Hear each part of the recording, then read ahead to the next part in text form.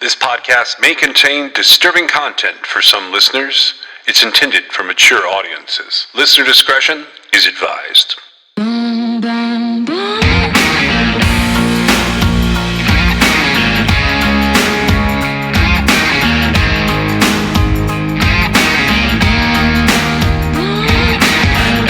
This is True Crime XS.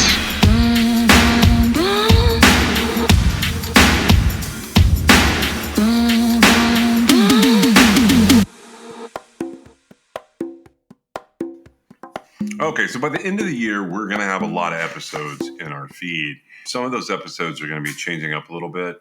But what I wanted to do was leave a note at the beginning of this episode of how I'm going to do ads. So ads are like an investment in the show's future.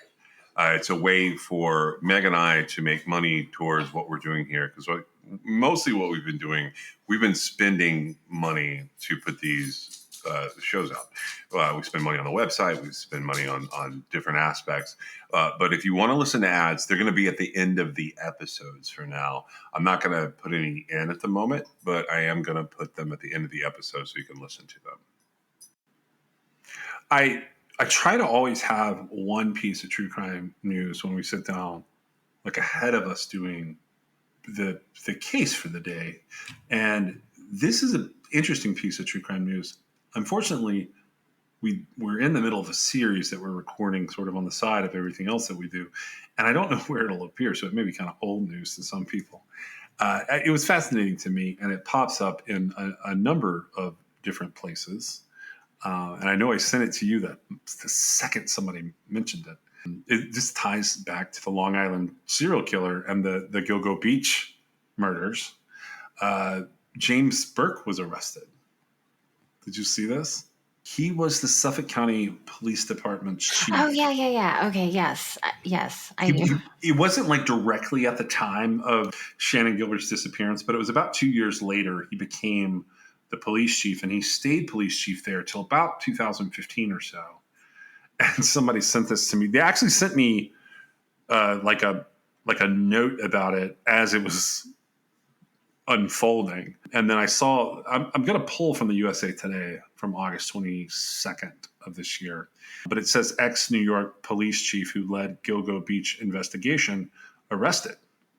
The charges for soliciting sex from an undercover park ranger. This says a former suburban New York police chief who was in charge of the Gilgo Beach murders investigation before being sentenced to prison in 2016, and that's a whole different thing that went on, was arrested again Tuesday after authorities say he solicited sex from an undercover park ranger. James Burke, the Suffolk County Police Department's former chief, was arrested around 10:15 a.m. at the Vietnam Veterans Memorial Park in Farmingville, which is on Long Island.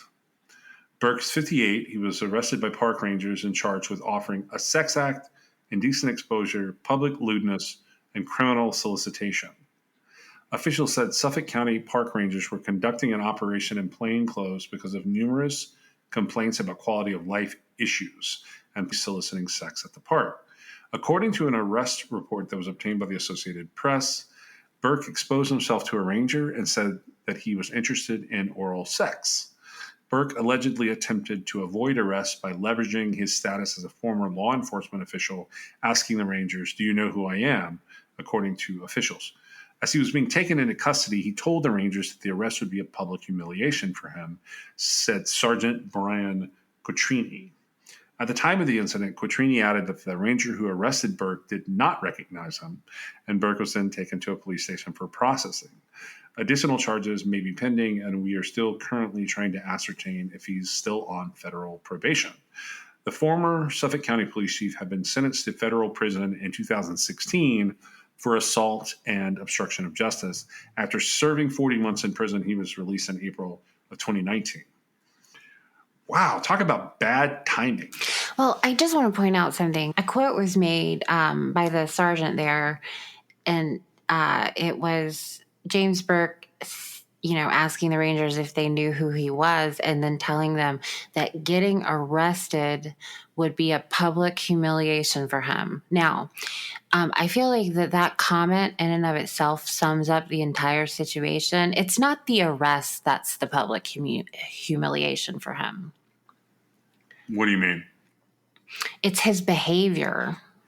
Oh, I don't know that people would so you have to remember this guy beat a man who stole a bag out of his car that contained a bunch of pornography and sex tapes. We talked about him when they first released Shannon Gilbert's 911 call. We talked a little bit about James Burke. He's been covered in multiple podcasts and multiple documentaries out there.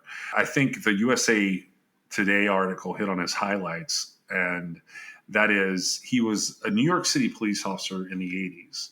He moved to the Suffolk County Department, which is one of the largest suburban police forces in the country. It has 2,500 officers, and they couldn't catch the Long Island serial killer. I'm just saying. I know.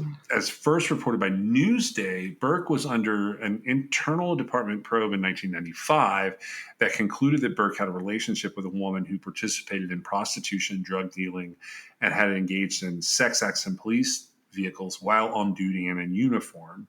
In 2016, the Long Island Press reported that an escort accused Burke of paying her for sex during a cocaine-fueled house party in Oak Beach in 2011, and that he had been extremely aggressive with her. That's what made him like some people's sort of scapegoat for some of the Long Island serial killer cases, which we now know that he's at least not involved in a couple of them because we have an arrest in a couple of them. Right. But it's not like, so just to be clear, I don't know that anything is going to be a public humiliation after all of that. I mean, well, right. But he's saying that getting arrested would be a public humiliation for him. He's putting the embarrassment he's about to face onto the Rangers that are arresting him when he should be accepting responsibility for it himself. Yeah. I bet he also thinks that the person that he beat up got him fired. You're right. There are tendencies here from that's all I'm saying. A frame of mind perspective that are right. That's all I'm saying is that like sometimes it's actually not the police that are humiliating you. It's your actions. Yeah. I look at situations like his.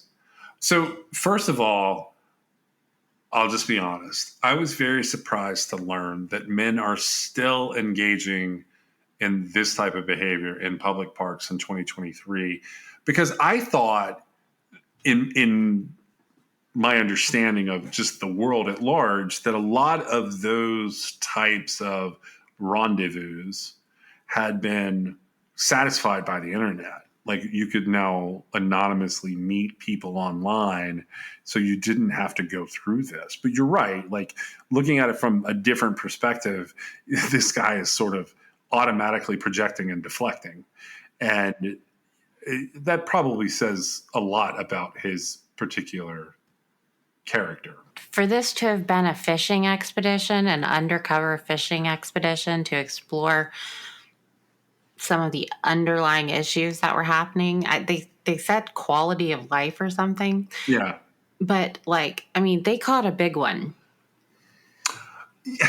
Yes, they caught a big one, and he's very upset that they caught him. He wants it to be a catch and release kind of program. Right, and what he really should. Well, it's my opinion. What he really should go is I shouldn't expose myself to random people in the park and ask for oral sex because it might be a police officer. I must live in some kind of bubble like that this is still happening in 2023, and that it's happening is one bubble. The other bubble is that this guy is shocked that he is getting caught for it. I don't know. I was trying to look at a map before we jumped on, but I don't know how far away this was from Gilgo Beach. Do you think that there's an arrest made in the Gilgo Beach or some of the killings there? Do you think he went, oh, I'm free now? What do you mean? Like, do you think this is regular behavior for him, or is this showing out because like he's no longer? I think he's gotten out of a lot of stuff. Yeah, that was sort of my impression too on him. I don't think.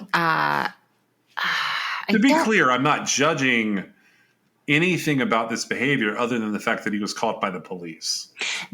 And I'm just stating the attitude is sort of like, I mean, because certainly everyone sees the irony in a police chief who breaks laws and then doesn't want to be punished for breaking laws.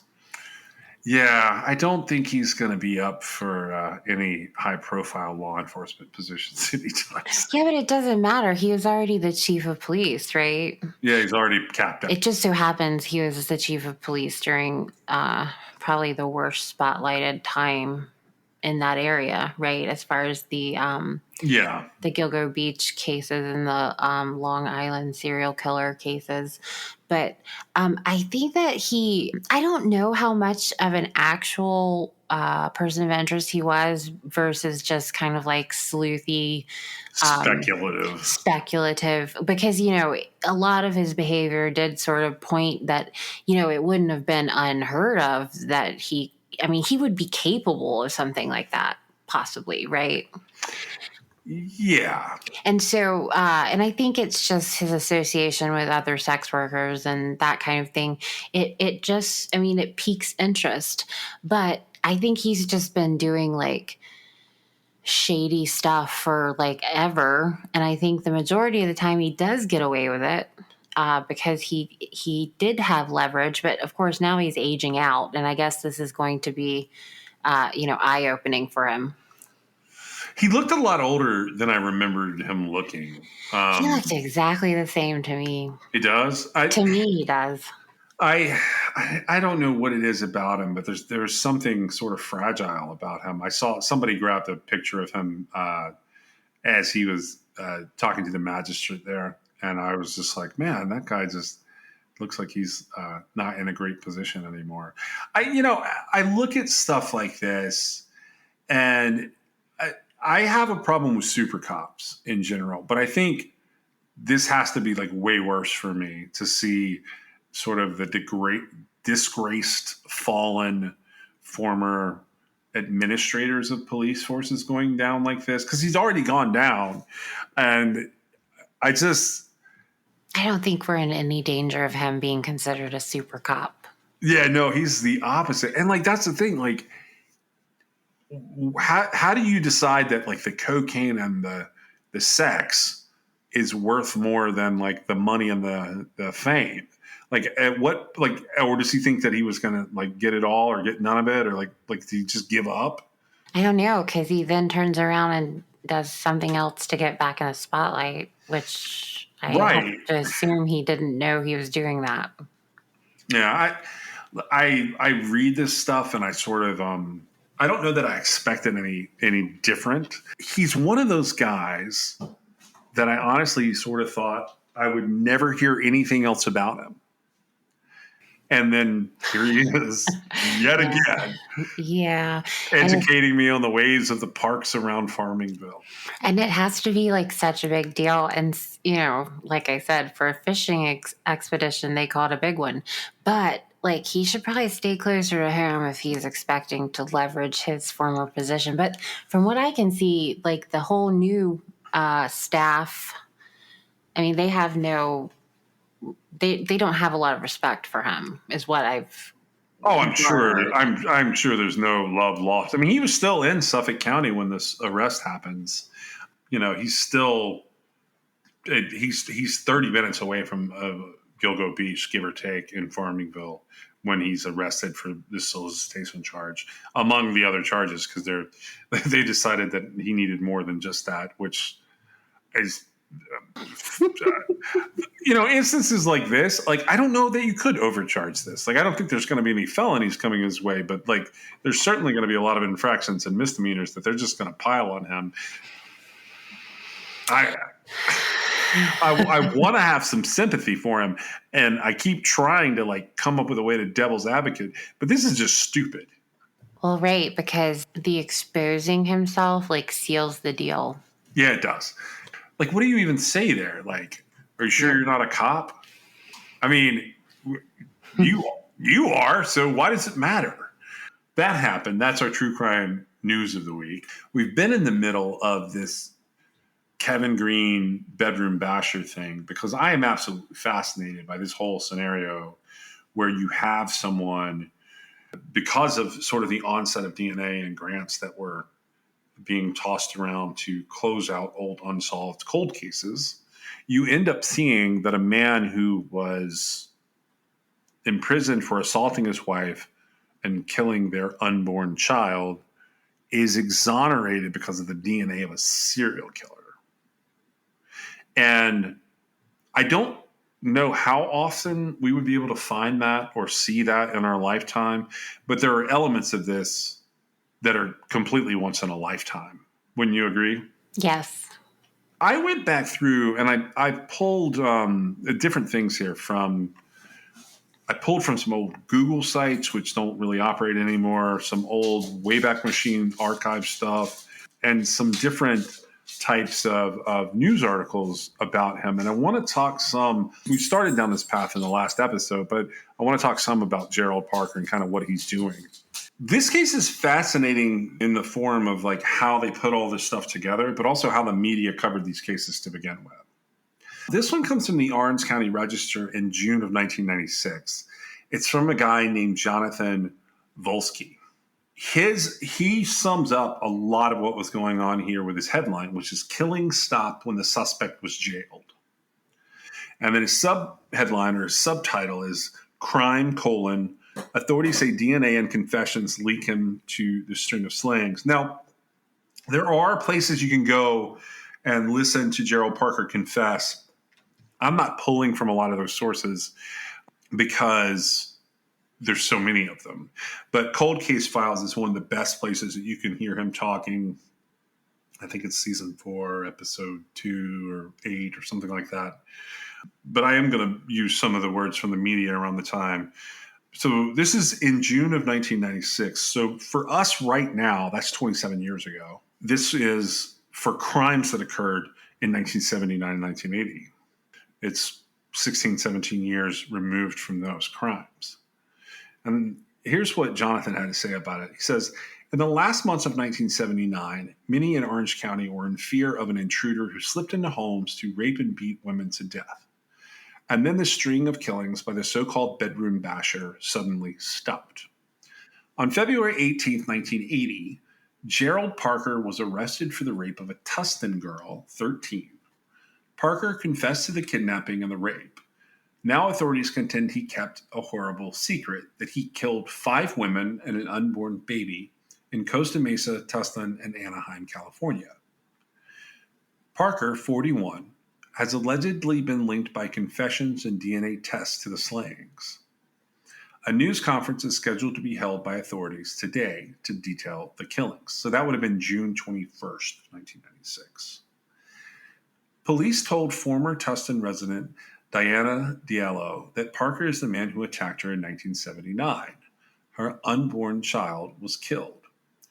Parker is in Cochrane State Prison on a parole violation, said Jack Tanaka, a reentry coordinator to the state parole agency. When the slaying stopped in late 1979, authorities speculated the killer had left the state or been jailed for another crime. Court documents show that by February of 1980, Parker, a staff sergeant or an E6 at the El Toro Marine Corps Air Station, had been arrested twice for the Tustin rape and for beating a Los Angeles County woman with a pipe and robbing her. Parker was arrested for the rape February 15th of 1980, the same day the Tustin girl told police a man with a military uniform dragged her into his black Dodge van as she walked along Nissen Road. Parker drove the girl around for 45 minutes before stopping at a Westminster shopping center, where he ordered her to take off her clothing. He then asked her if she'd ever been raped before, and he assaulted her. A military police officer, Staff Sergeant Larry Coyle, heard a radio description of the man and the van and spotted Parker near his black Dodge van. Parker initially denied any involvement, but blurted, "I'm guilty, I did it," when he learned the victim was going to come and take a look at him. They were going to do a show up, and he realized this girl was going to see him.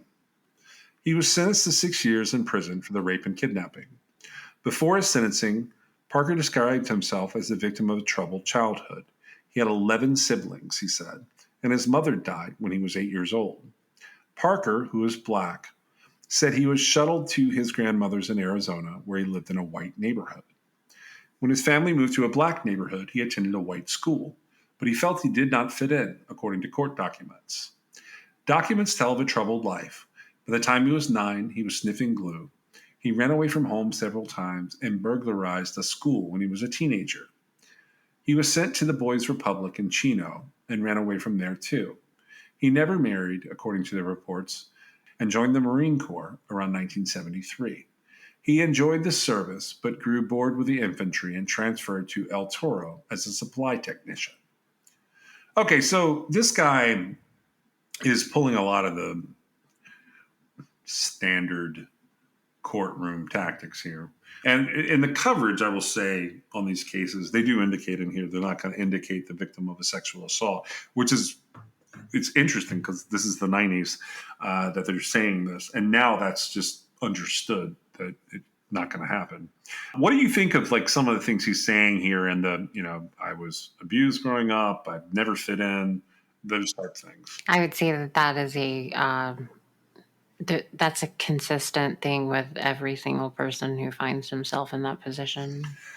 Yeah, I tend to agree with you. I'm not saying that it's necessarily true. I'm just saying that once they're there trying to mitigate what they've done, all kinds of bad things happened. Yeah, the next day, the same guy writes about Parker again. I'm not going to read that whole thing, but the article I just was talking about has a disclaimer. The Orange County Register's policy is not to identify the victims of sexual abuse. The very next day, they name a victim, but point out that she had moved and changed her name, which I thought was kind of hypocritical. And this is one of the things where Parker got on my radar long ahead of us, like sitting here talking about him. So first of all, this is the same area that was dealing with the Hillside Strangler. And that is a case that like has always sort of interested me in like that there's some holes in it and some stuff that we could take a swing at some point in the future. But the other part is I grew up in a time where as far as behavioral analysis and profiling, there were a number of things that were taught to people that Parker flies in the face of. Do you know what I mean when I say that? Maybe. So the biggest one for me is there was a point in time where it was believed that serial killers did not regularly cross racial lines. Oh, yeah. I understand what you're saying. Like that was, and I've kind of railed against this before. I'm just using it as an example here. So when he was charged, like with what was happening here, it shocked me because these are people that they're not African Americans, not across the board. Largely, he's attacking white people. Right. Mm-hmm. They're also all strangers. Yeah, they're all strangers. And when I look at Parker, there's some aspects of his case. Gerald Parker is completely a run-of-the-mill serial killer. Everything about him is so average, it's painful. Does that make sense? As a killer or as a person? Everything. Like as a killer, he was not doing anything very impressive. He was flying, he wasn't involved in a lot of spectacle. He was sneaking in, assaulting and killing these women, robbing them, and then sneaking out. I would say that his killing is horrifying. Just the nature of the fact that he was never suspected of it, right?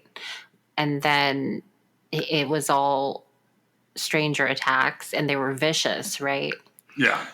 He was also, he bludgeoned his victims to death, which, yeah. I mean, that's not, unheard of for a serial killer. It's just having a lot of confidence in yourself to think you're going to be able to beat somebody to death, right? Every single time. But yeah, I would say as a person, he's definitely just right down the middle line average. There was a couple of things about his case that were interesting to me, and then I'm going to swing back around to some current cases that, like, it's speculated like Parker may have been a part of the problem there.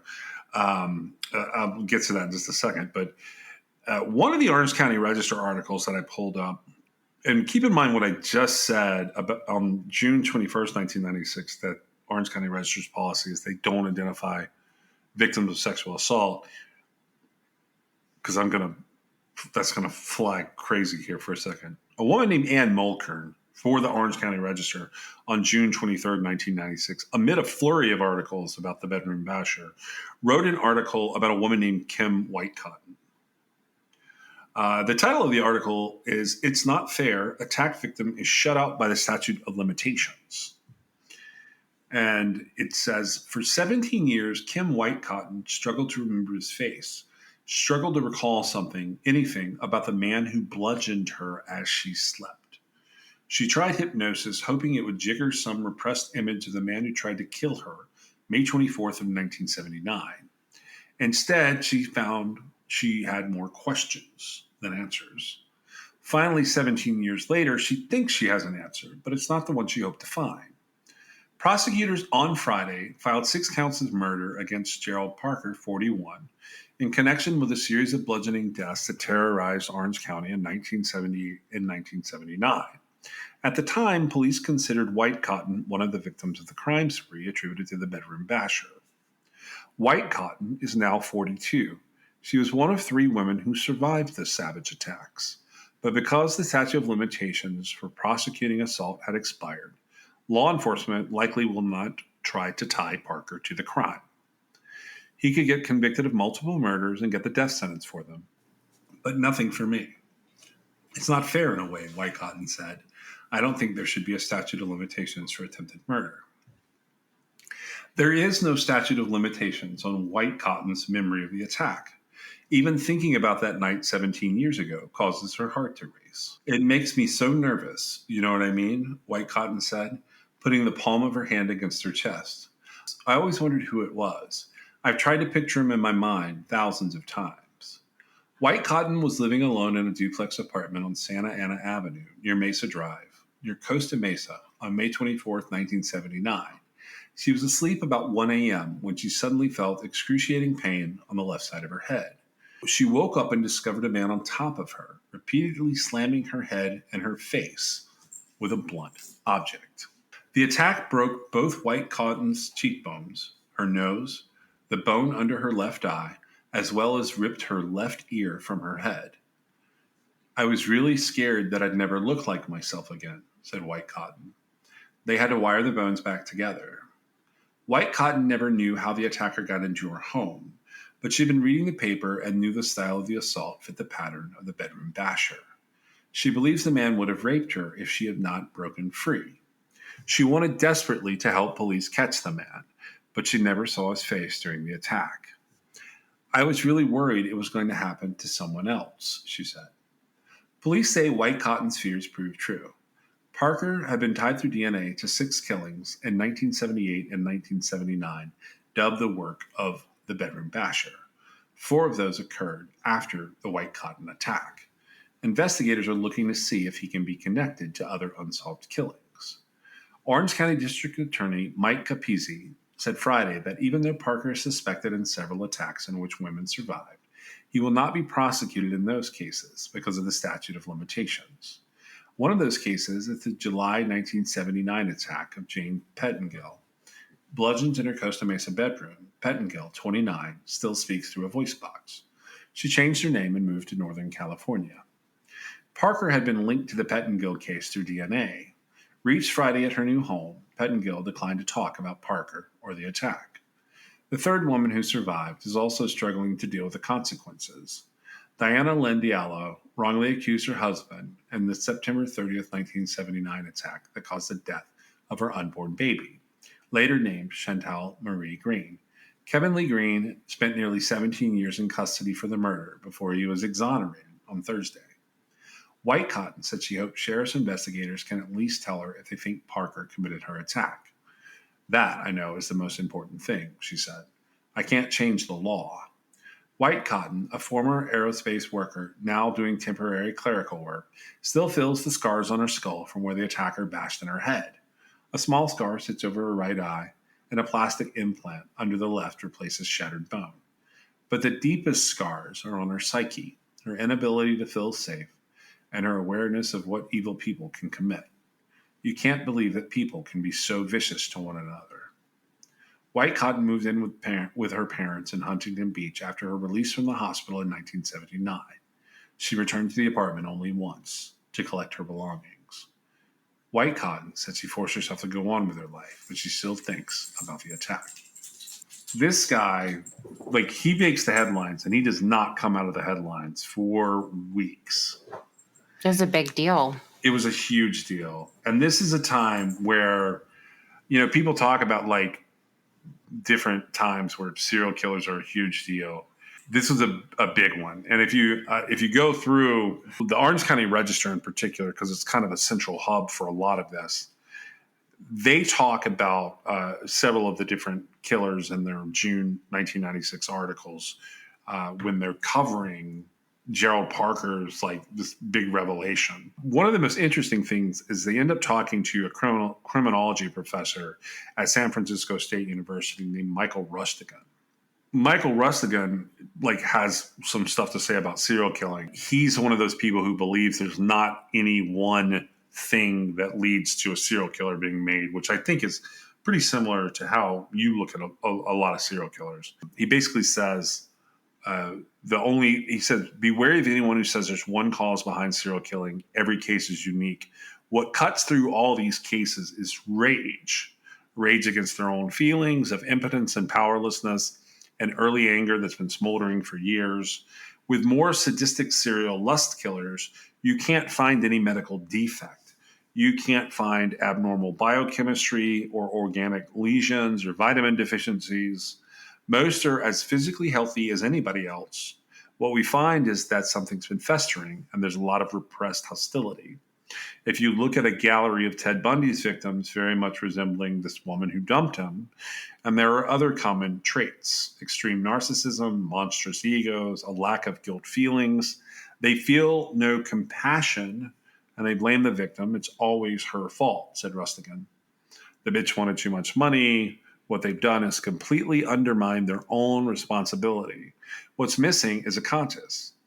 Killers are often plagued by self-loathing as well, said Reed Malloy, who was a forensic psychologist out of San Diego at the time. They often choose their victims who reflect what they consider to be their own most disgusting characteristics. It's like they're killing themselves. Perhaps the most simple, cliched, but true motivation is a hatred of women. There's a lot of data showing that these are misogynistic crimes, said Malloy. The hatred is displaced from the original woman in every man's life, his mother. It sounds too Freudian and simplistic, but we have 50 years of cumulative data suggesting that's the case. That Diana Green was raped in her 9th month of pregnancy and left for dead speaks volumes about the attacker's wrath toward women and motherhood, said several experts. Peeking into the background of many serial killers, you will see a baby who never bonded with his parents. Have you ever heard this idea before? I have. Okay, so this is from Bruce Danto here. He's a forensic psychiatrist that they're quoting out of Fullerton, California. His idea is there's no mother, there's no feeling of life or appreciation for love. They've never had that kind of bond, particularly for males. There's no contact with the father, so there's no healthy socio-sexual model. Or dad is violent or not there at all. So it's not difficult how to see how these people come into being. The American family has been breaking down for years. Now, court documents show that Parker is one of 8 children, which is different than what he has said. His mother died when he was 8, and he was sent to live with grandparents. I found this last part kind of interesting. So Rustigan believes there's 6 kinds of serial killers. Have you heard of this before, the 6 serial killers? Yeah. Okay, so the first one up is sadistic lust killer. So he's talking about Randy Kraft, Ted Bundy, those type of people. He's saying they get the most attention and they adore the feelings of power and control that killing gives them. Then he puts the second category as thrill killers, who enjoy terrorizing the community and lashing back at society. The third person is the greed killer. They want money, like when you've got like a landlord who's murdering renters and cashing their checks. The fourth person is a pedophilia killer. They're murdering children they have sex with to get rid of witnesses. And then they get to enjoy killing as much as sex. And he references William Bonin here. The Black Widow serial killer. These are often women who use poison to murder husbands or children for control or money. That's according to this guy's opinion, Rustican. And then he gives us the Unabomber as an example of a missionary serial killer. For those people, murders are a holy cause. Experts are divided on why there have been an increase in serial killers in the past 3 decades.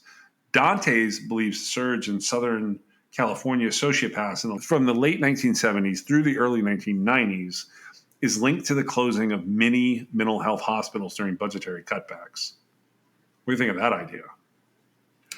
Sounds really political. Yeah, it does. There's also disagreement on whether America is more prone to producing serial killers than other nations. Rustigan is convinced that this is the case. America has about 5% of the world's population, but we produce 70% of the world's serial killers. I don't know. I would say maybe we catch them. I don't know. England has certainly had its share, Russia, but it's a distinctly American thing. It has a lot to do with the type of extreme individualism we practice in America. I just always enjoy serial statistic numbers. Well, yeah, we get into these and people just make these up. He throws out a few killers, and that's from the author of this article, which is untitled here, and then Rustigan as well. They point out Randy Kraft. So Randy Kraft is believed to have killed as many as 65 young men in Oregon, Michigan, California during a 13-year span from 1970 to 1983. He has been convicted of mutilating and murdering 16 young men in Orange County in 88, and he was on death row in San Quentin. And that's all at the time of this article, in case somebody hears that and says, oh, he's wrong. No, I'm giving you the rundown from 1996 on this. Then they point out William Bonin. So he was the freeway killer. William Bonin was convicted of murdering 14 boys, 4 of them in Orange County. He would lure them inside his car. He would sexually assault them and strangle them.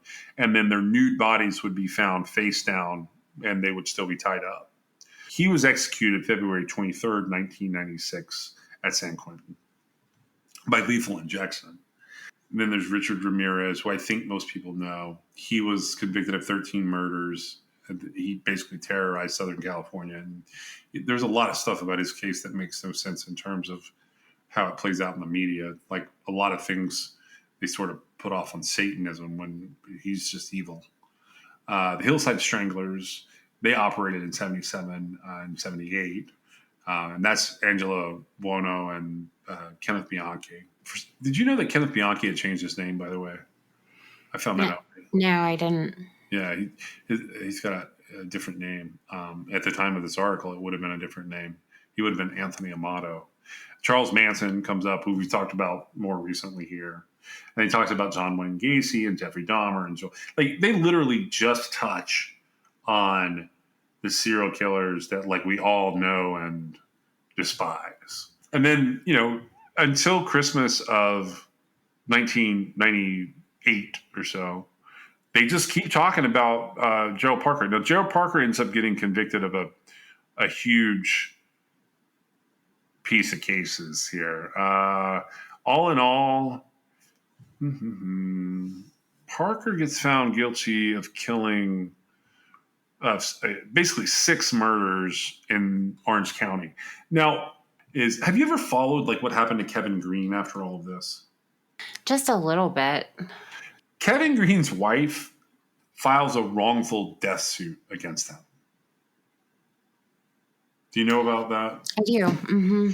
I just want to point out that she suffered a traumatic brain injury.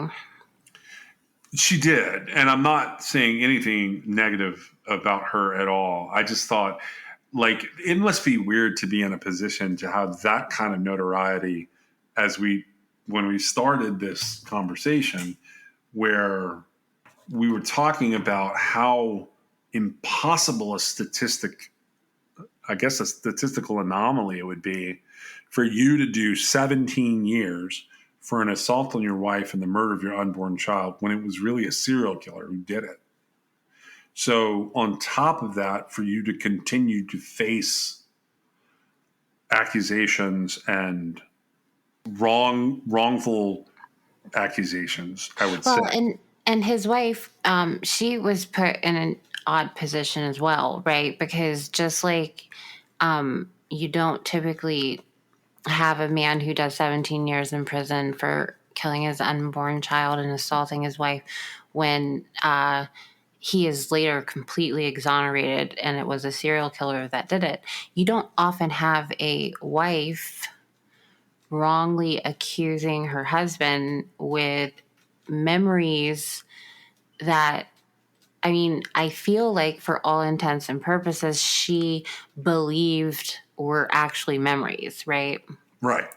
And so she's in an odd position as well, right? But I do think that she was using her, because I've heard her talk several times, and this would have been not recently, like it would have been around the time he was being exonerated and going forward from there. And she actually has said, like, because the DNA was found to not be her husband's, like, oh, well, he must have come in and attacked me, but it was my husband that hit me over the head to start with, right?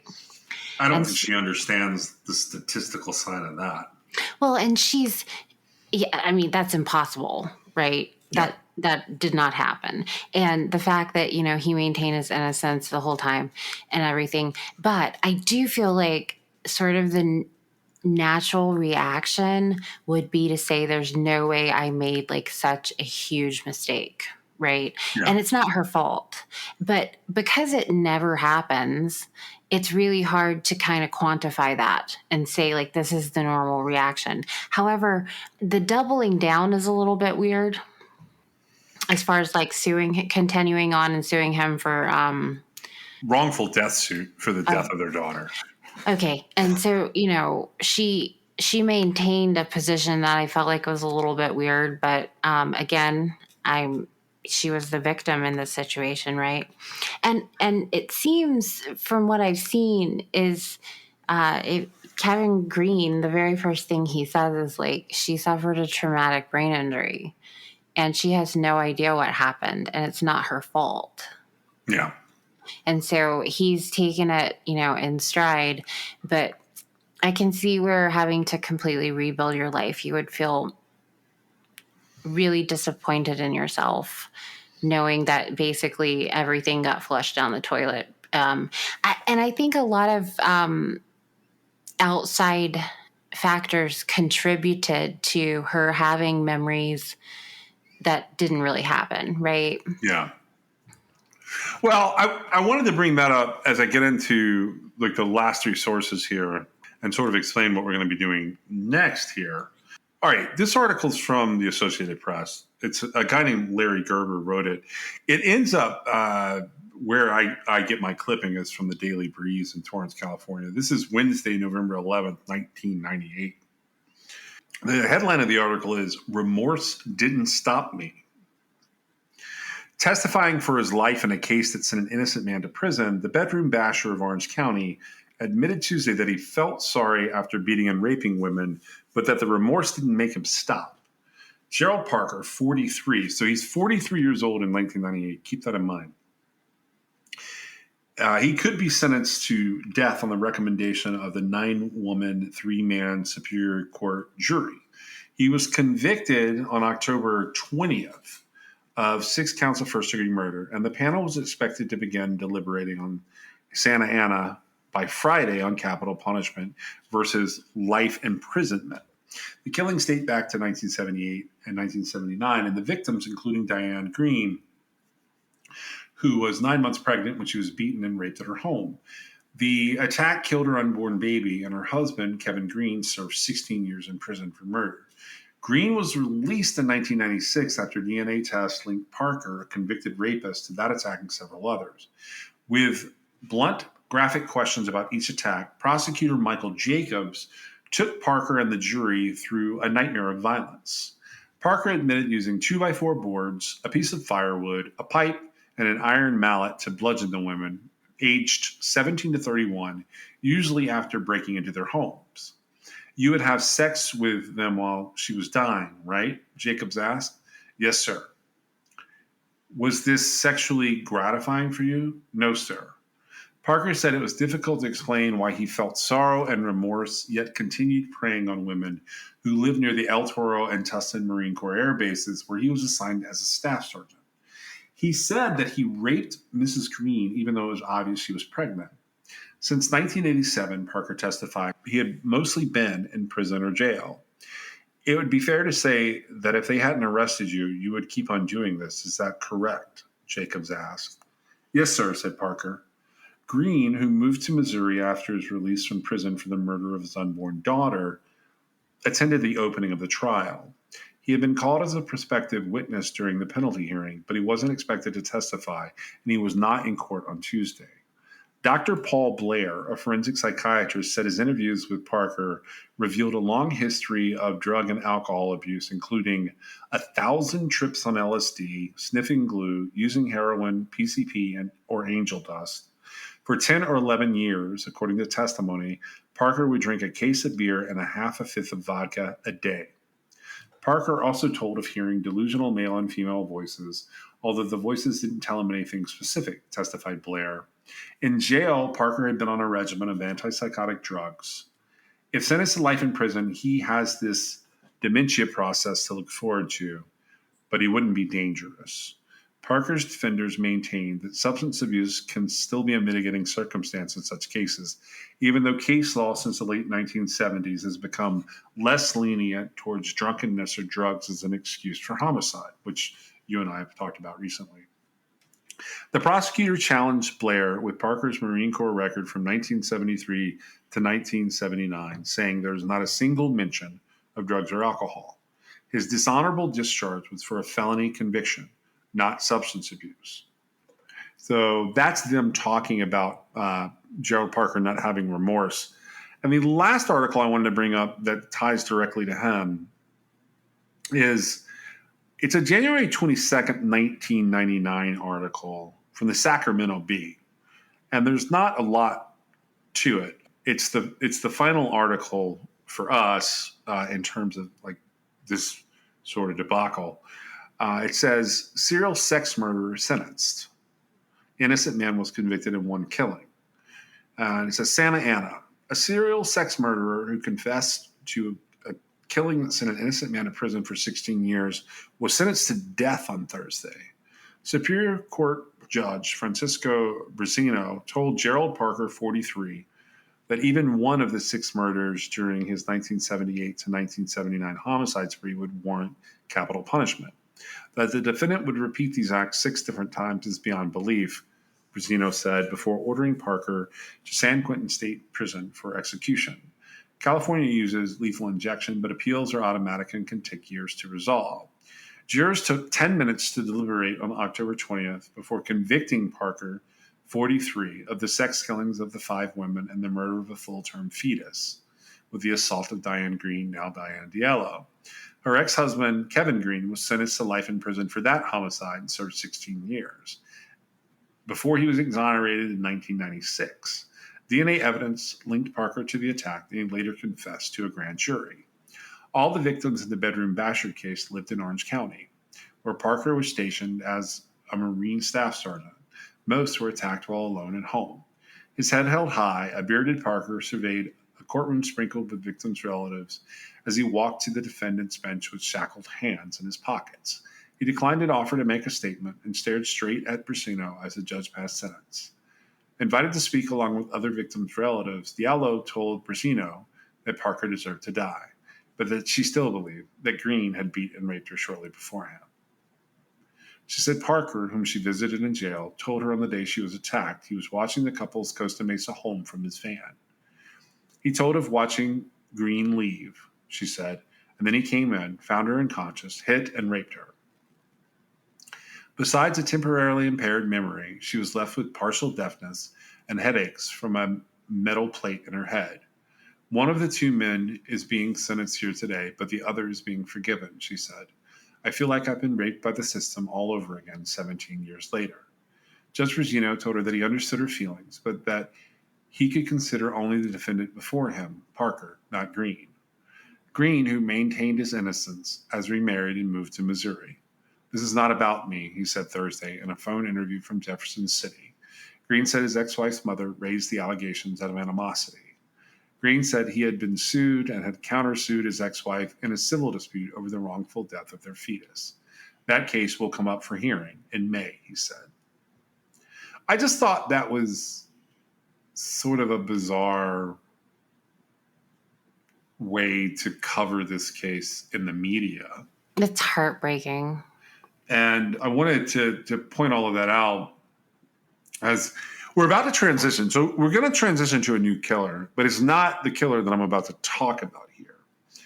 When I dig into these things, sometimes, and I don't know how to explain it, it's just some of this stuff that we like read, it'll stick in my head and I can't get it out. Does that make sense to you? Yes. When I read about certain killers and the coverage of them, and I think, oh, well, I should like cover that story from my perspective.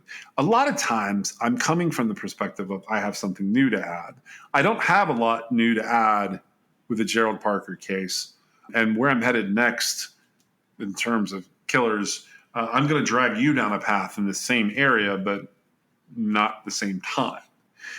I wanted to bring up an OC Weekly article that is from August 8th, 2018. Did you get a chance to read this thing? I did. So R. Scott Moxley wrote this. This is true crime coverage. This is journalism. It's a mixture of those things. It's not directly about Gerald Parker. But when I see something and wonder about it, I have to talk about it. And this is one of those cases. The title of this article is Did Wrongful Conviction Built on Tainted OC Snitch Fuel Golden State Killer Spree? I can't say that 3 times fast. As she prepared for bed for the final night of her life, 28-year-old Orange County resident Joan Virginia Anderson donned a blue nightgown. She put her 2 kids, an infant girl and a 3-year-old boy, to bed. In the wee hours of that morning, March 8, 1979, Anderson found herself awakened in bed by an intruder while her husband worked hundreds of miles away in San Jose. The rapist killer performed his crimes and fled undetected under a clear night. The air was still, just faint 2.5-mile-per-hour winds, and the 49-degree temperature was typical of an early spring night in Southern California. There were no signs of forced entry into Anderson's 2-story, 2,600-square-foot home on a quiet residential street 6 blocks west of Miles Square Park in Fountain Valley, where in coming years, South Vietnamese war refugees would congregate. The first hint of tragedy happened the next morning after a motorist spotted Anderson's toddler roaming the streets. When police officer John Mahalik arrived shortly before 11 a.m., he saw the victim lying at the foot of her bed. Her nightgown had been pulled up, and her panties were bunched up on the floor. She'd suffered massive head wounds. Spatter on the wall above the bed's headboard indicated a vicious attack. Blood drenched the pillowcase and bedsheet. Her body was cold to the touch. Mahalik didn't think robbery was a motive, as the killer had left expensive jewelry in plain sight. 30 hours later, Dr. Richard Fukumoto, a pathologist, performed the autopsy at UCI Medical Center and observed possible ligature marks on Anderson's ankles. Fukumoto couldn't reenact the order of blows, but noted that her skull had been bashed and her face cut, most probably by a steel hammer. The injuries could be caused by a combination of the head of the hammer striking the skull and also the sides of the hammer striking the skull. In my opinion, he concluded, she died from brain injury due to multiple skull fractures due to blunt force trauma. She could have lived for minutes, but there is no question in my mind that she would have been unconscious. Law enforcement investigators searched for eyewitnesses and forensic science that might unmask the killer. Their work produced no results. But 15 months into their probe, they declared they'd solved the mystery in a non-conventional manner. Detectives hypnotized Randy Warner, who was a friend of a suspect, and that man reportedly located subconscious memories of William Lee Evans implicating himself. Randy, I killed that woman. Warner claimed Evans advised him. You follow where I'm going with this so far? You hear all these names? Yep. Okay. That development was the last piece of the puzzle for the Orange County District Attorney's Office, or OCDA. In June of 1980, prosecutor John Conley okayed police officer Norman Satterfield's arrest warrant for Evans, who had been part of a construction remodeling team that had worked at Anderson's Hemlock Circle residence in the weeks before the murder. Conley believed he had strong circumstantial evidence of Evans' guilt other than the hypnosis. Namely, the suspect knew the victim. The victim allegedly found him too chatty. Evans left his home on the night of the killing. The construction worker carried a hammer in his truck, and according to a witness, he appeared suspiciously interested in a newspaper article reporting the murder. Never mind that most people would be gripped by an account of the death of a person that they knew. With Evans declaring his innocence, his defense team appealed Conley's reliance on hypnotism to support a first-degree homicide charge beyond a reasonable doubt. The California Supreme Court rejected the tactic in January of 1985, 5 years into the defendant's pretrial lockup. 2 months later, officials released Evans, then rearrested him based on a brand new theory. On the verge of winning freedom, the suspect allegedly confessed again, this time to James Dean Cockrum, a narcotics trafficker, cocaine addict, forger, and chronic thief who used as many as 13 aliases to commit his own felonies. Cockrum worked as an informant who sought punishment reductions and housing perks by helping the OCDA win weak cases. One of the snitch's handlers was Satterfield. William Calpany, Evans' defense attorney, destroyed Cockrum's credibility at the preliminary hearing. The judge even threw out the snitch's purported evidence as illegally obtained. But when Conley said he wanted to use Cockrum again at trial, and the trial court allowed it, Calpany's exasperated client, who had no criminal record, considered the prosecutor's threat. Plead guilty to second-degree murder and get out of prison up to 5 years earlier, or go to trial and risk a term of 25 years to life. He accepted. But Evans never left prison. After suffering a heart attack, he died in a California penitentiary in 2013. 2 years earlier, Orange County District Attorney Tony Rackauckas, the man who groomed and pampered Cockrum as a miracle worker snitch, fought Evans' parole while portraying the case against him as impenetrable. In April, nearly 4 decades after Anderson's murder, law enforcement officials announced that DNA testing had conclusively identified one of the most hunted madmen in U.S. history, the so-called Golden State Killer.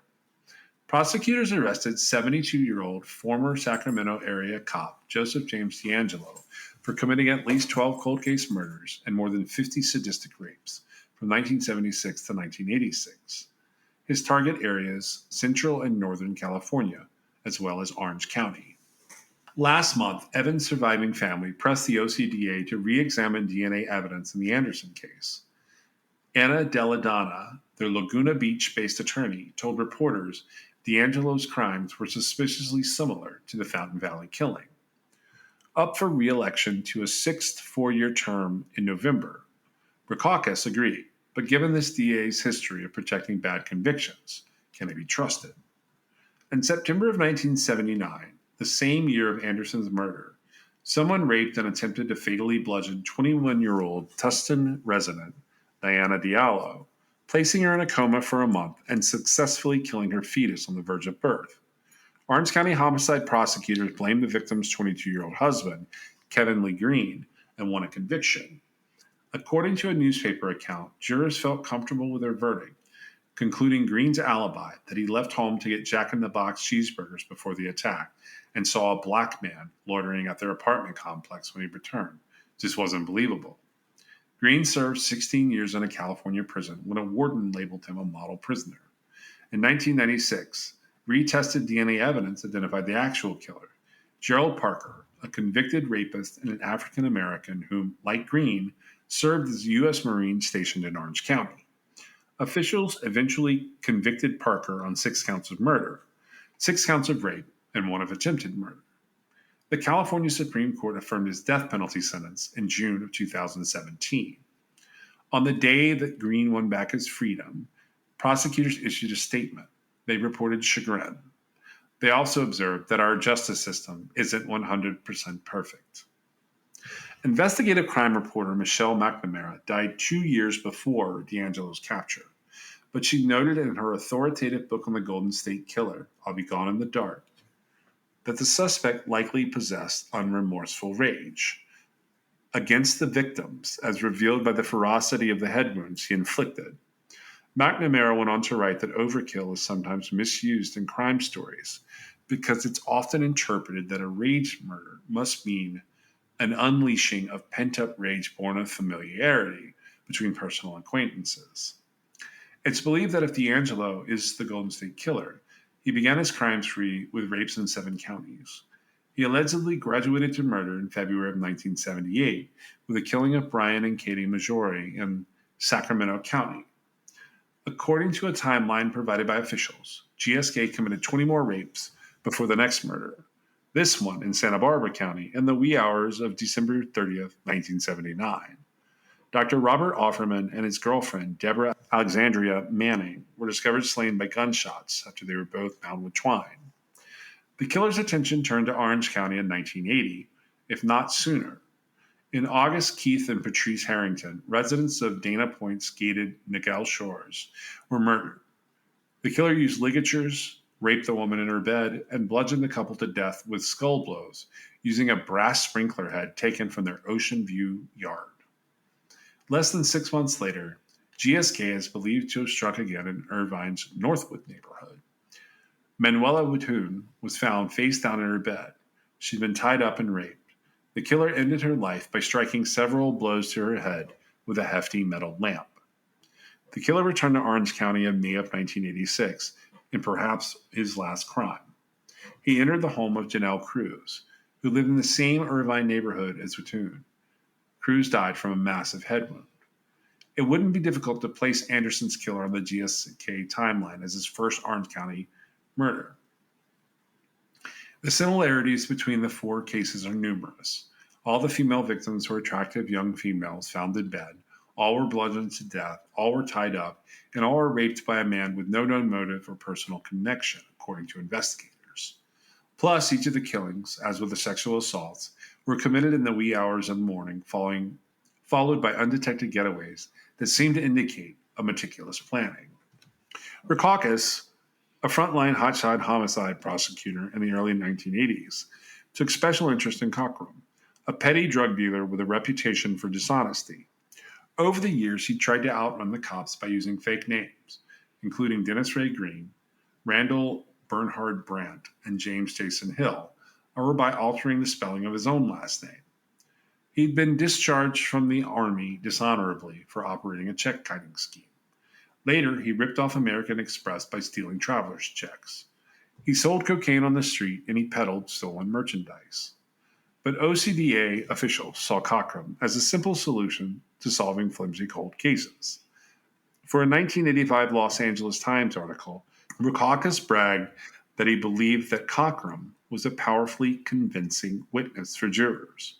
Prolific and deceitful might have been better terms. This one snitch reported that he gained uncorroborated confessions from a whopping 5 murder defendants: Evans for Conley, William Paul Gullett and Ronald Ewing for Rackauckus, Adolfo Aguirre and Elliot Austin Beale for their colleague James Cloninger, also then a deputy DA.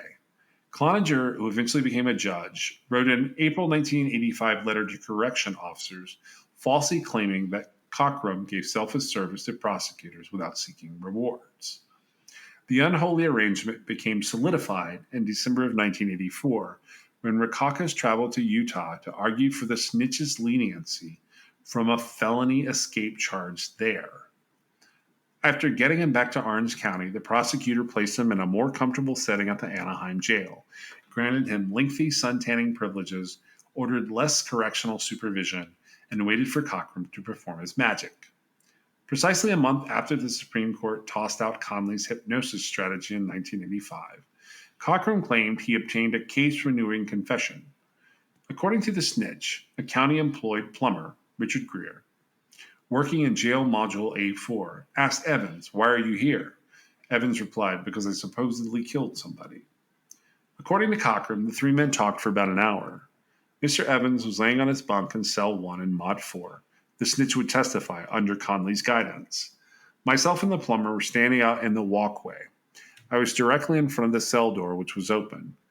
When Greer left, Evans, known otherwise to go sky high if fellow inmates inquired about his charges, allegedly said, "Greer is stupid like all the rest if he thinks I didn't do it." Cockrum contacted the OCDA, reported his claim, thrilled prosecutors, and negotiated to keep secret any responsive benefits he might win, so a future jury would believe his story. This all according to an audio recording played in court. But Cockrum's tales was full of holes. Just 2 months after the alleged confession, he couldn't remember details of the three-way conversation, including anything that he'd said. In the snitch's rendition of events, Evans admitted he strangled Anderson during the day. The autopsy revealed no strangulation, and the pathologist timed her death an hour after midnight. William Kelly, one of Evans' defense attorneys, summoned Greer to the stand. Minutes earlier, the plumber saw Cockrum in the courthouse. In a working criminal justice system, the following exchanges would have devastated the prosecutor's case. Kelly: "Was that fellow Cockrum ever engaged in a conversation between yourself and Mr. Evans?" Greer: "No, sir." Kelly: "Are you sure about that?" Greer: "Positive." The defense attorney underscored the blow to the informant's credibility. Kelly: "Was anyone present while you were speaking to Mr. Evans?" Greer: "No, there was nobody present." Kelly: "Was there anyone standing right next to you?" Greer: "No, sir." "Did Mr. Evans admit the murdering of anybody in your presence?" Greer: "No, sir." "He did just the opposite?" Greer: "Yes, he did. He said that he couldn't murder anyone." In a later portion of the hearing, Company, the other defense attorney, returned to the issue. "During the time you were talking to Mr. Evans, was anyone else in your immediate area of, say, 5 feet?" Greer said, "No, sir, never." The defense then called Patrick McCognow, a deputy who patrolled the module that housed Evans and Cockrum. Over Conley's repeated objections, Cocogno testified about the character of the prosecutor's key witness. "I don't believe Mr. Cockrum is very honest. I don't believe he's honest at all." Conley didn't appreciate the testimony, saying, "I would like to interpose a further objection as to relevancy." In Orange County's ongoing 5-year-old jailhouse informant scandal, Assistant Public Defender Scott Sanders proved that Rackauckus, Sheriff Sandra Hutchins, and the members of their staff have conspired for years to win convictions by cheating. They conducted capers with informants secretly employed to illegally obtain confessions from pretrial defendants. They hid evidence, they committed perjury, and they rationalized false statements and ridiculed their critics. 54 years ago, the U.S. Supreme Court ruled government officials, including their agents, including informants, cannot question charged defendants about their cases without their lawyers' knowledge. To do so violates the target's constitutional right against self-incrimination. Such deception in Orange County has wrecked 19 felony cases so far, while law enforcement officials here continue to claim no wrongdoing. The resistance to reform is entrenched. For 40 years, there's been a common thread in our local criminal justice system. One-time office mates, Conley and Rackauckus. Rackauckus and Conley, who is nowadays a Superior Court judge assigned to the county's most serious trials. While exposing the present-day snitch scandal, Sanders uncovered how the pair used dubious information such as Cockrum in the 1980s, and remarkably how they continue to work in league to protect each other from exposure. While handling snitch-tied People v. Daniel Wozniak, Sanders asked Conley, the presiding judge, to recuse himself given his misuse of Cockrum and failure to comply with requirements to surrender embarrassing evidence on informants. The judge refused. Sanders asked Conley for never produced records pertaining to Cockrum, who is now deceased.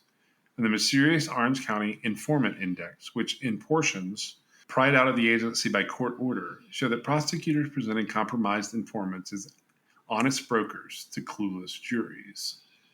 The judge refused, asserting there is no snitch scandal or proof of outrageous government conduct, or, as the California Court of Appeals declared, troubling lapses in prosecutorial ethics. There probably wasn't an Orange County judge who wanted to bury the Cochran fiasco in Evans more than Conley, but Rackauckus has pounced in glee. In October 2015, his public relations office issued a press release celebrating the judge with the headline, "Court finds public defender's accusations of misconduct by OCDA to be untrue." Nonetheless, Sanders maintains Rackauckus' office has a long, persistent, and alarming history of concealing informant-related and other evidence required to be disclosed by statutory and constitutional rules, while consistently refusing to address recognizable concerns about these issues. It's understandable that prosecutors would feel sensitive about people questioning their convictions. What isn't understandable are prosecutors who block independent investigations when potential credible evidence surfaces of a wrongful conviction. For example, in the Cochran-Tide Gullett case, Rackauckus refuses to use modern advances in DNA testing to double-check if the Orange County District Attorney's court win was legitimate. In another case, People v. Kenneth Clare, one of the only eyewitnesses to a 1984 Santa Ana rape and murder, told arriving cops that the perpetrator was definitely Caucasian. Clare is a dark-skinned African American. Testing of DNA from the crime scene did not bolster the case against Clare, who was transported to death row. And Rackauckus refuses to share evidence with the defense. The convicted killer told me in a 2016 jail interview he believes the DNA belongs to a Caucasian, which is what makes the OCDA hide it. Rackauckus' office in 2005 quietly asked the Orange County Crime Lab to alter its DNA findings to support robbery and carjacking charges against James Ochoa, a 20-year-old Buena Park resident. The OCDA won a conviction and sent James to a Southern California prison where he was almost killed in a stabbing. About 16 months later, legitimate DNA analysis at an out-of-county lab produced the identity of the actual bandit. Terrified about the callousness of the local criminal justice system, James Ochoa quickly moved out of state. Will the Evans conviction, first questioned by the Weekly in 2015, a challenge ignored by the OCDA, be added to the list? Rackauckus' office has possessed forensic science evidence from the Anderson crime scene for 39 years. Law enforcement officials identified D'Angelo's DNA months ago. Did Conley convict an innocent man? If so, the dominoes could fall on all convictions that were based on Cochran, including a Rackauckus case, as well as raise questions whether Conley should have remained judge on the Wozniak trial. The pressure on the already scandal-prone DA, the judge's pal, must be enormous.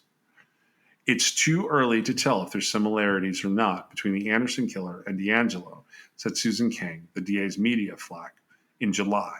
We just don't know. All right, now why am I getting into all of this? That's the end of that. It's a long article.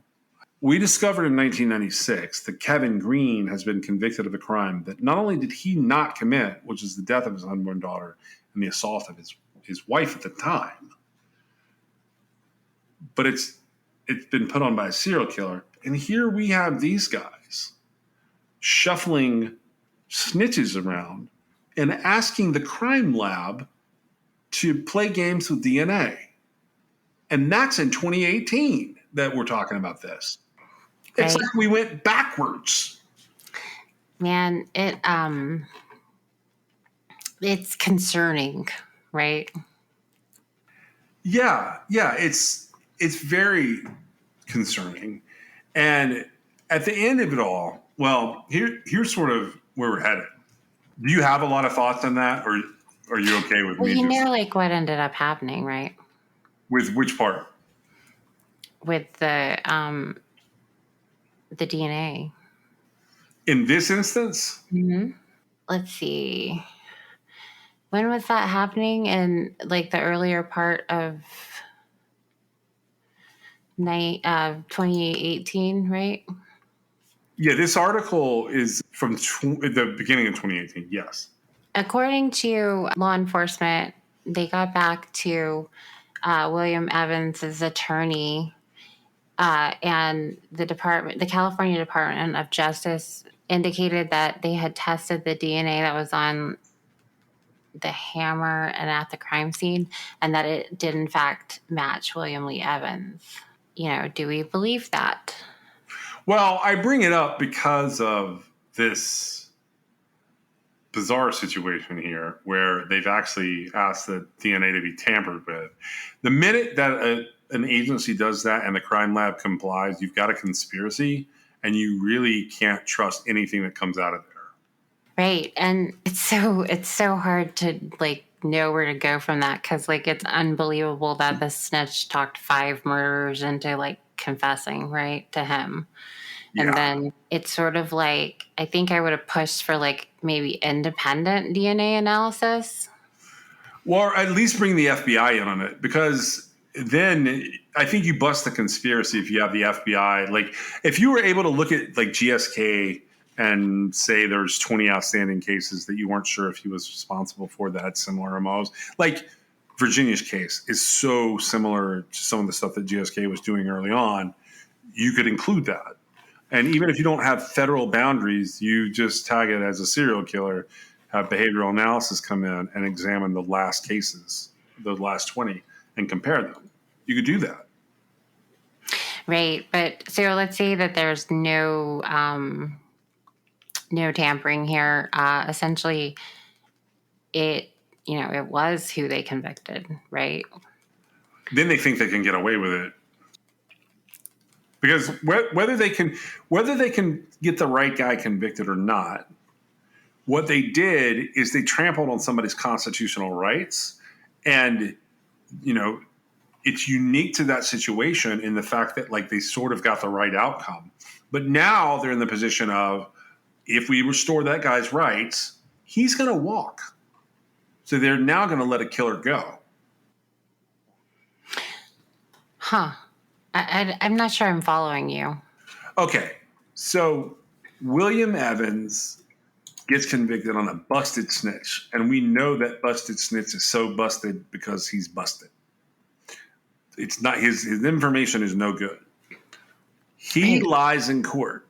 That's prosecutorial misconduct, which quashes the conviction of William Evans. The DNA evidence is irrelevant. The appropriate way to deal with it is for the appellate court to get a hold of it, overturn the conviction, and kick it back down for a new trial. Then they get a second bite at the apple, but they don't get to use the busted snitch. They can try and use the DNA evidence at that point. But they have to admit they lied in the first place. Which is not going to happen. Correct. Well, not to mention, William Evans died in prison in 2013. Right. So nothing's going to happen there. I find it just really convenient.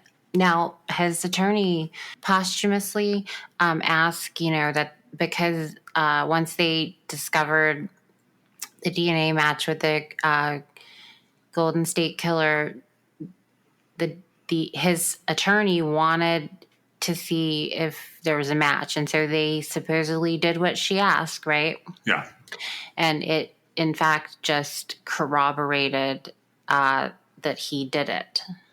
Yeah, the Camille Hill Innocence Review Project got involved there as well. So it was not just the Orange County District Attorney's Office that was involved in that. Now, it seems like there's a whole lot of buildup here. And then, once it sort of was oh, well, it was his DNA, it just disappears. Yeah, it does. It does. There's hardly anything. It's like they talk about it in the summer of 2018. And by Christmas of 2018, I think it's all wrapped up. Where they knew, Annie Deladano knew that William Evans had done it. That's the idea. Right. And so, I guess if it's good enough for them, what can we say? But it is awfully coincidental that all this stuff gets dug up, right? Yeah. It's crazy when you sort of see that unfolding. And then it also kind of demonstrates how much, things like that undermine possibly actual, credible things that happen, right? Yeah. Because it made everybody doubt. I mean, I doubt it because I have no idea. It's just so crazy. that it would happen, and then for the circumstances to line up for it to matter, right? Yeah.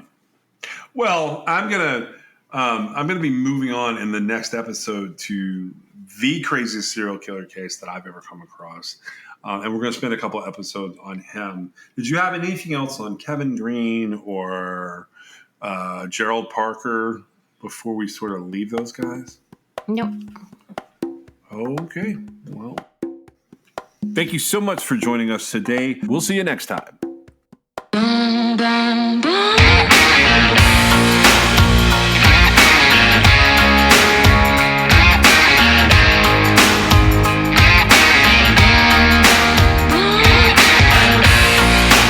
This is True Crime XS.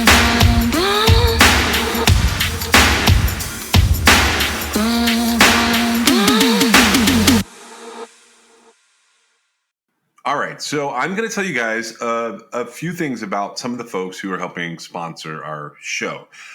Now, Labrati Creations sponsors our show, and you can always use the Crime XS code there. You can also just message them at Labrati Creations, and they will generally do something for the people who come from True Crime XS. They were our very first sponsor. They've done a lot for the show, and that code is CrimeXS at LabratiCreations.com. The first new advertisers that we have, and I've selected all of these guys. I've selected all of these advertisers. So the very first one is Cure. Now, I'm going to tell you guys about this, about Cure as being one of our sponsors. If you're an athlete, you know that proper hydration is key to peak performance, but plain water can be boring and sports drinks can be filled with artificial ingredients and added sugars. That's why we love Cure. It's a clean and effective way to stay hydrated and perform at your best. I use it late in the day when I switch out of caffeine mode. Specifically, when I hit the pool or I go play tennis with my wife, I use Cure to help me stay hydrated. It helps me recover after a long day. Now, you guys may not know this, but I build things. Right now, I've been building several structures on our property out here. Among those is a new podcast studio space for myself. I do a lot of that work at night and into the wee hours, and I always have some Cure with me to go into my aluminum water bottle. Hydration is not just about filling up my aluminum bottle with water. Cure Hydration is an oral rehydration solution that contains the perfect balance of electrolytes and glucose to help your body absorb water and rehydrate quickly. Whether I'm building things or putting the podcast together or chasing these dogs that you sometimes hear in my studio up and down the trails to get them worn out, Cure Hydration is the way that I choose to go. Cure Hydration is an oral rehydration solution, or an ORS, that contains the perfect balance of electrolytes and glucose to help your body absorb water and to rehydrate quickly. The formula is made with all natural ingredients like coconut water powder and pink Himalayan salt. It's free from artificial flavors, from sweeteners, and preservatives. Cure Hydration is vegan, gluten-free, and non-GMO, making it a great option for anyone with dietary restrictions or preferences. The packets are convenient and easy to use.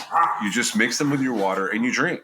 They're perfect for on the go. They're perfect for travel. And anytime you need a quick and effective hydration boost, ready to combat dehydration, then you try Cure today and feel the difference for yourself. You can use code TrueCrimeXS for 20% off your order. That's TrueCrimeXS. I have a link that I'm putting in the most recent episode show notes, and True Crime XS will get you 20% off. Our second sponsor for the show today is Laird. Now, Laird has a list of things that they want me to tell you about. They have better ingredients with amazing taste and functional benefits. They have a superfood creamer crafted from the highest quality, all-natural, real food ingredients. All Laird products are sustainably sourced and thoroughly tested to ensure that you're incorporating the cleanest, finest fuel into your routine. They have all natural whole food ingredients, and they contain naturally occurring MCTs made from coconut oil. There's no artificial flavors, there's no colors or additives, and there's no sugar from highly refined corn syrup. They want me to talk about my love of coffee, but the truth is, I don't do much with coffee. But let me tell you someone who does. My wife has to have a cup of coffee every day. Now, I've fallen off recently, but one of the big things that I've done since the beginning of our relationship is she used to go and get a Starbucks every morning. I have substituted that out by always trying to make her coffee. It's not going to be every single day of time from when I met her, but for the most part, almost every day, I make her coffee. I put her creamers together and I make sure that she has a good way to start her day. So with Laird, he started experimenting with his morning ritual almost 2 decades ago. He found that when he started adding fats to his morning cup, like coconut oil, he had amazing energy throughout the rest of his day. He gradually perfected this recipe for an epic cup of fuel, and he began sharing it with his friends in the surf community. I'm an ocean guy, so I saw this item and I was like, okay, we're going to try this one out. Are you ready to feel more energized, more focused, and supported? Go to lairdsuperfood.com and add nourishing plant-based foods to fuel you from sunrise to sunset. And you can use our promo code at checkout to save 15% off your purchase today. Our offer code for this for Laird is going to be True Crime XS. Pretty much everywhere except for Labarte Creations, if you use True Crime XS, that will get you, at Laird, it'll get you 15% off. At some of the other places, they'll get you 20% off. I'm going to tell you about two more sponsors today. So the first one is, the third one is Liquid IV. So let's talk about the real reasons that you need to hydrate. Late night TV binging, back-to-back Zoom meetings, going on a walk with your friends. Everyday hydration is not just for high energy athletic endeavors. Liquid IV is the number one powdered hydration brand in America. It's now available in sugar-free. This is years in the making, but Hydration Multiplier Sugar Free uses a proprietary zero sugar hydration solution with no artificial sweeteners. It's got 3 times the electrolytes of the leading sports drink, but it's also got 8 vitamins and nutrients for everyday wellness. Liquid IV hydrates 2 times faster than water alone. Keep your daily routine exciting with 3 new flavors. They've got white peach, green grape, and lemon lime. I love all of these flavors, but I think that my favorite is probably the green grape. White peach I use as a secondary flavor, and lemon lime I leave here for my kids and my wife. Liquid IV believes that equitable access to clean and abundant water is the foundation of a healthier world. They also partner with leading organizations to fund and foster innovative solutions that help communities protect both their water and their futures. To date, Liquid IV has donated over 39 million servings in 50 plus countries around the world. You can get 20% off when you grab your Liquid IV Hydration Multiplier sugar-free or any other variant at liquidiv.com and use code TrueCrimeXS at checkout.